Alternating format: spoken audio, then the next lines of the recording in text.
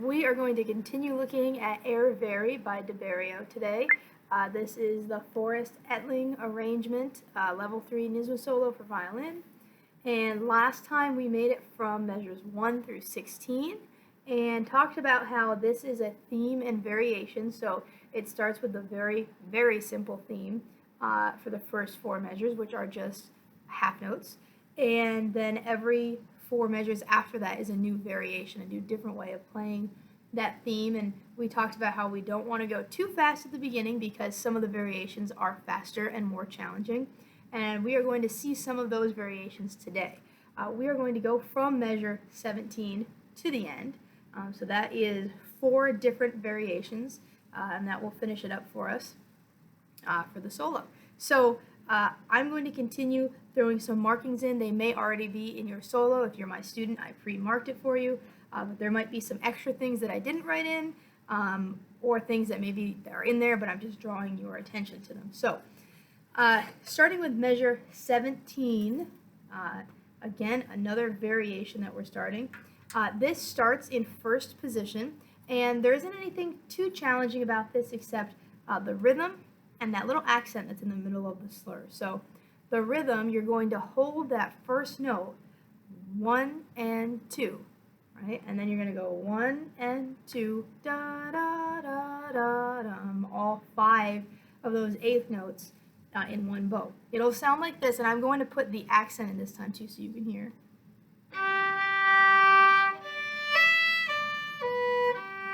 Okay, so nice long 3/8 notes worth in your first bow, and then 5/8 notes going up, and you can hear I put that a little oomph on that second note in the accent, second note in the slur. The accent goes on the second note of the slur. Sorry, I mixed that up. That is tough to do. Normally you accent at the beginning of a slur, not in the middle. So do your best on that. I would rather have you get the notes and rhythm first, then add the accent in. But you can see measure 18 is a very similar thing.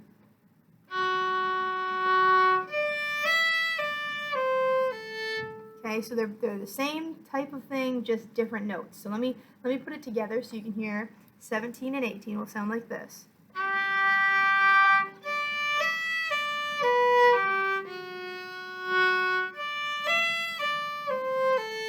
And now measure 19, you can see there's a 1 over that G marked, if it's not already marked, 3rd position. We're going up to 3rd. And something that probably isn't marked but that you should mark is that after the 1 finger, the next note is 2 fingers. So go ahead and mark 2, and that's 2 fingers on the E string. So we're actually really jumping. We're in 3rd position, 1 on the D string. And then we're jumping all the way over to E with 2 fingers. It'll be 2, 3, 2, 1. And then it doesn't say to come down, but I am okay if you want to come down there and go 2. Okay, so go ahead and mark the last note of the slur, come down to 1st position. I'm not going to make you do the rest of that in 3rd. I think that there's plenty of shifting in this to prove that you know how to do the shifting. To me, it's easier to come down there to 2 fingers. So again, measure 17, 18, 19 is...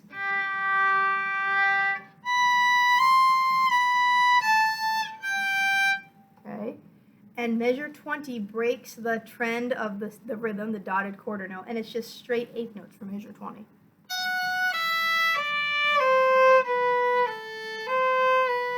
So you do need to know what those notes are. You need to be able to play them in a slur with 4 notes to a bow.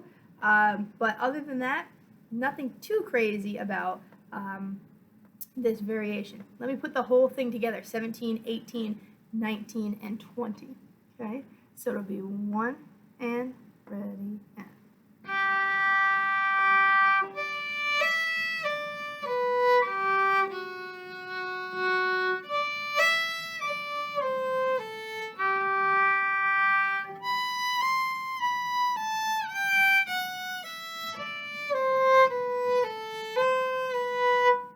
That is the variation that starts at measure 17. Now measure 21. This is one of my favorite variations in this piece. So again, it's kind of similar to the last variation. You can see the first three measures have the same rhythm, and then the last measure, the fourth measure, has a different rhythm. But we're going to have a half note, and then 4 eighth notes: D, C sharp, which is a high 2, C natural, which is a low 2, B, which is 1. So it'll sound like this when you put it together. Kind of weird that you're using your second finger twice. If you feel like you need to mark that, you can.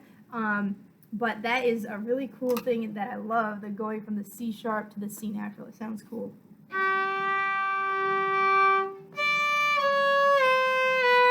Okay, and then the next one, you can see it's now E, D, C sharp high 2, C natural low 2. So if you put 21 and 22 together, it sounds like this.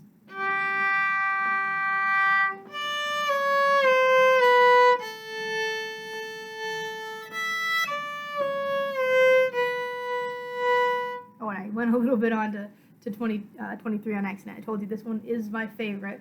Okay, 23 and 24, again, it's just a matter of knowing the notes. It does go on to G. I know some students now are struggling with notes on G, so really make sure you know those. If you need to put a couple finger numbers over, that's okay. Let me play 22 and 23 and 24 for you so you can hear what they sound like.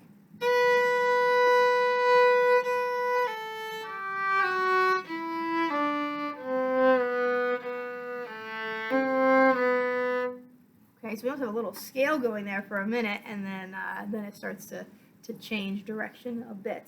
Let me play the whole variation starting at 21. It sounds like this: 3 and 4 and.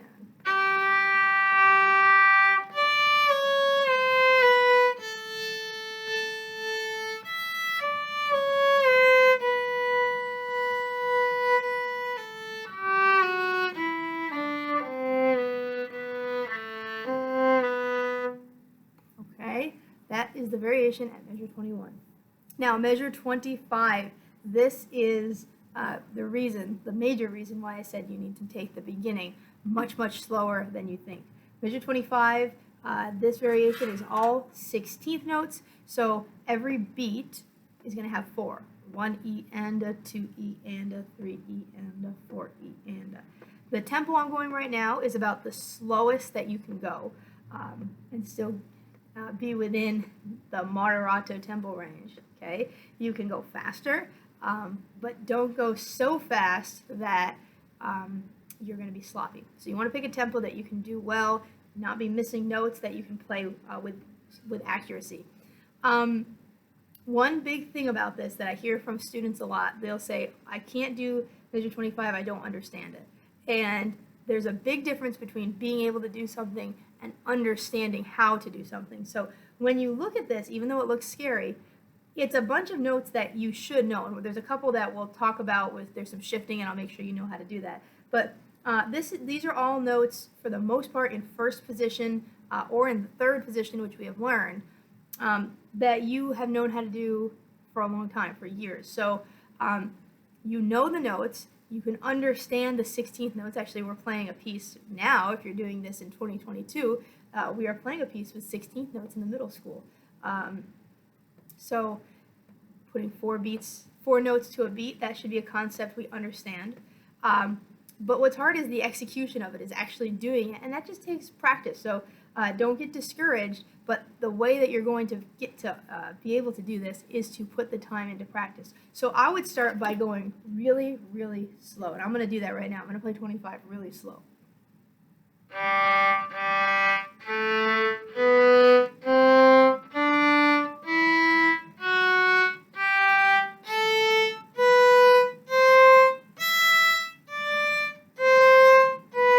That was all of 25. I'm going to keep going.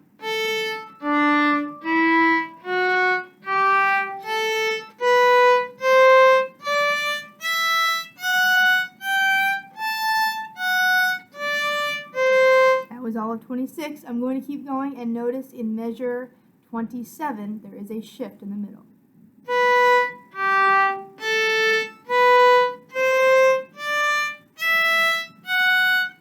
Here's your shift.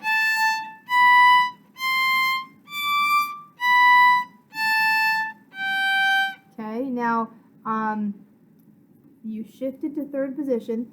It says 1. You write that in. It says 1, so that means you're in third position over the A. It'll be 1, 2, 3, 4, 2, 1, 4. That G, which is normally 2 on the E string, is 4 on the A string. So you're going to have to reach over. Similar to when we do that D major scale, you cross over in third position. They don't want you to shift back, and I agree there, it doesn't make sense to shift back. Okay? Now measure 28. You are in third position still, but they're allowing you to play open E. So it'll be E1 in third position. So here's measure 28.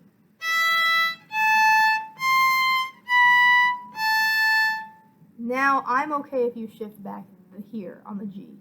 Go ahead and mark that. So it's the 1, 2, 3, 4, 5, 6th note. It's a 2 fingers on the E string. You go ahead and shift back there.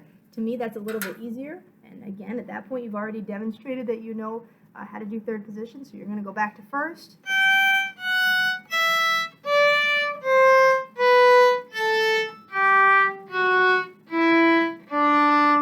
So that's all the way through that variation very slowly.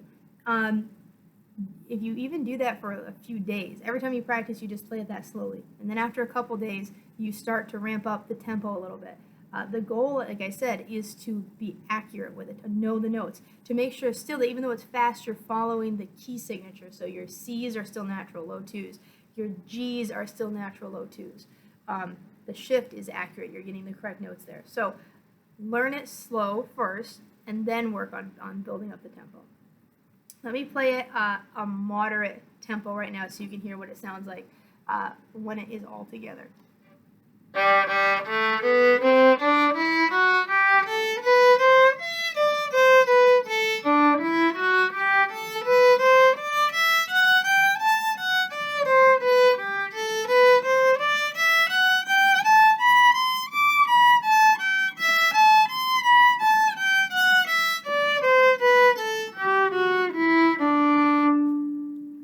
And again, probably that would be the slowest acceptable tempo for you to go. You could get it faster like this. Okay, if you wanted to, if you want to put the time in to do that, that would be awesome. But somewhere around where I played it the first time, you want to aim for at least that. So that's the variation starting at measure 25. And finally, probably the one that freaked you out the most when you saw it, that made you say, oh my goodness, what is this? Measure 29.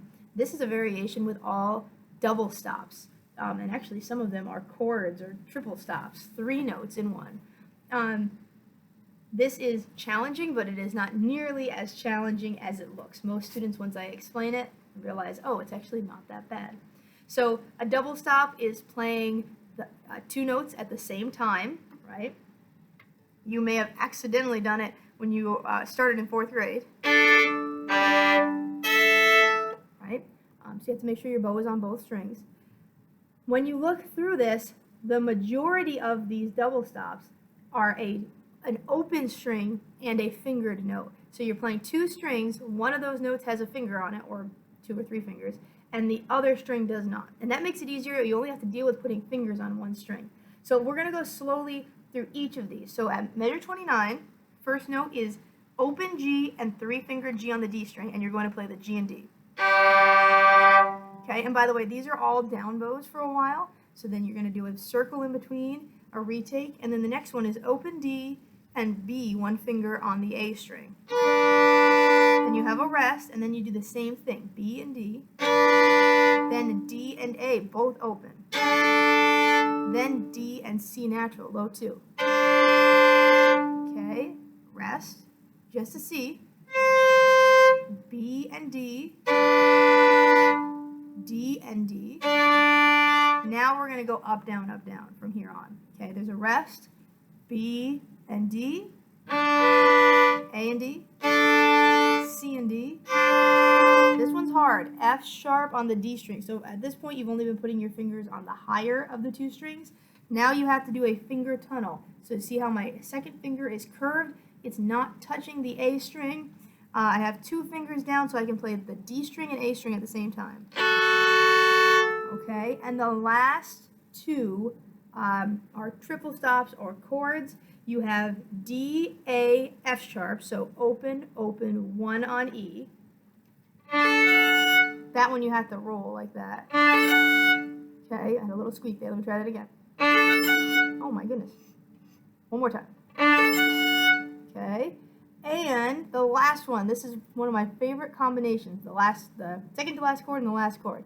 One finger on A, close 2 on E, and you're going to play D, B, G.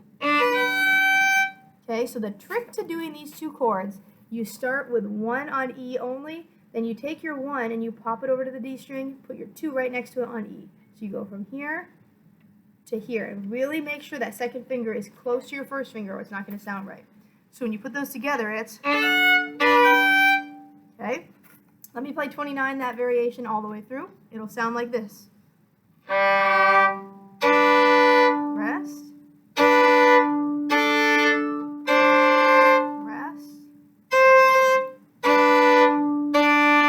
Up bow.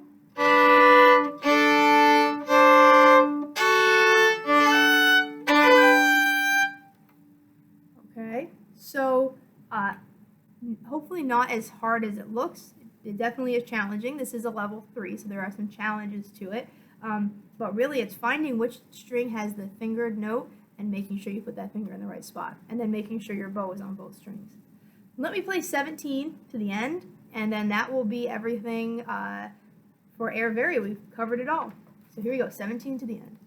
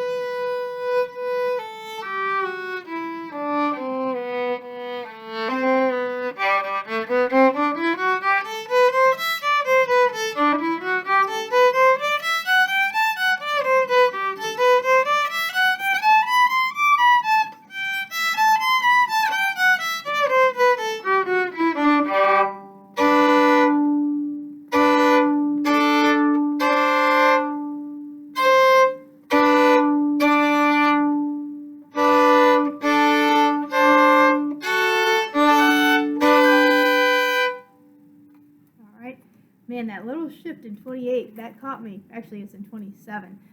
So I would probably mark that. If you're having a hard time with it, you can mark it too. That's all of Air Varie.